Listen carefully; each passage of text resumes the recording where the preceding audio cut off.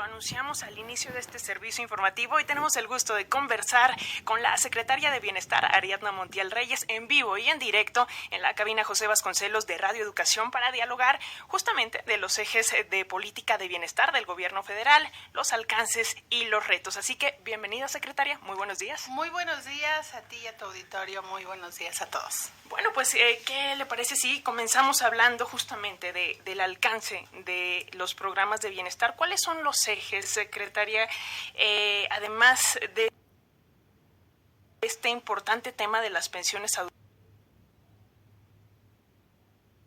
mayores, que creo que es lo primero que se nos viene a la mente? La política de bienestar efectivamente se construye desde distintas visiones del propio gobierno. Está toda la parte de grupos prioritarios, ¿no? Como son los adultos mayores, las personas con discapacidad, las niñas y los niños. Está el sector productivo, que es todo el trabajo en el campo, que el campo ha sido históricamente abandonado y utilizado para todo menos para la parte productiva.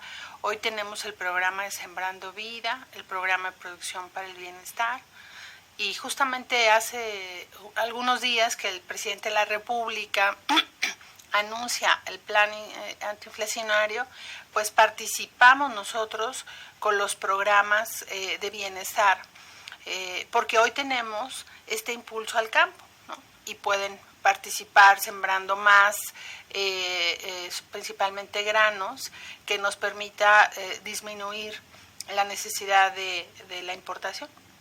En este caso, por ejemplo, entonces tenemos esos programas, tenemos los programas que son de carácter educativo, que son las becas de educación básica, media y superior. Eso en conjunto es la política de bienestar. En la Secretaría de Bienestar tenemos programas muy bonitos, 7, que es las 2 pensiones, tanto de adulto mayor como de las personas con discapacidad, el programa de madres trabajadoras, que fue una transformación del antiguo programa de estancias infantiles. También está el programa Sembrando Vida, que es muy importante lo que se está haciendo en el campo para la reforestación, pero no solamente estamos reforestando, estamos produciendo. También tenemos un programa que ha apoyado de manera emergente a las familias que por algún desastre natural necesitan de un apoyo, y antes a través del Fondo de Desastres se construían casas, escuelas, pero nunca le llegaba a la gente y tardaba años. Entonces ahora se decidió que se les va a dar el apoyo de manera directa, es el programa de emergencia social, y también tenemos el programa de tandas para el bienestar, que son microcréditos para empresas familiares, que a ellos les permita pues impulsar su pequeño negocio y poco a poco irlo pagando, y después con este apoyo ellos puedan acceder a otro crédito superior y así hasta llegar a 20,000 pesos. Todo esto sin ningún documento, todo esto es a la palabra, en el caso de las tandas del bienestar. Entonces, como verás, pues tenemos muchas actividades en la Secretaría de Bienestar. Estaremos llegando este año a superar los 12 millones de beneficiarios que son respaldados y atendidos por el Gobierno de México, y bueno, son los más pobres, que es el compromiso nuestro. Secretaria, justamente, ¿cuáles son los retos y los desafíos en la atención de estas personas, de los más pobres, de los sectores menos favorecidos? Considerando que, de acuerdo con el Coneval, justo en este periodo de pandemia, pues aumentó el número de personas en pobreza. 2.5 millones de personas cayeron en pobreza, y bueno, pues el Banco Mundial lógicamente dice que a medida que sube esta inflación, pues hay más personas que caen en esta condición de pobreza. ¿Cuáles son los retos en ese sentido? Mira, hay que poner en el contexto que la política de bienestar, desde que inició el gobierno del presidente López Obrador, inició el rescate del país. Nosotros vivíamos ya una emergencia nacional porque los pobres estaban olvidados y abandonados, y el presidente planteó una política de atención desde el inicio de este gobierno. El Coneval, efectivamente, en sus datos nos comparte, ¿verdad?, que la pandemia nos trajo un crecimiento de la pobreza, pero consideramos que vamos en la línea correcta. ¿Cuál es el reto? Mantener y fortalecer los programas de bienestar. Fundamentalmente, ¿y cómo y para qué? Dentro de los resultados de Coneval, 1.600 municipios disminuyeron su pobreza extrema. Esto con todo y la pandemia. ¿Dónde creció la pobreza? Principalmente en las ciudades, en los municipios más grandes. ¿Por qué? Pues porque se vive de los servicios. La actividad productiva más importante es la prestación de los servicios, que se vieron interrumpidos, cancelados, ¿no?, en su totalidad por un tiempo, y que ha sido difícil la recuperación económica. Pero afortunadamente ya estamos en otro momento, ya pasamos de la epidemia a estar en otro estadio en materia de salud, y vamos a salir adelante. El presidente siempre nos llama al pueblo de México a tener entusiasmo y optimismo.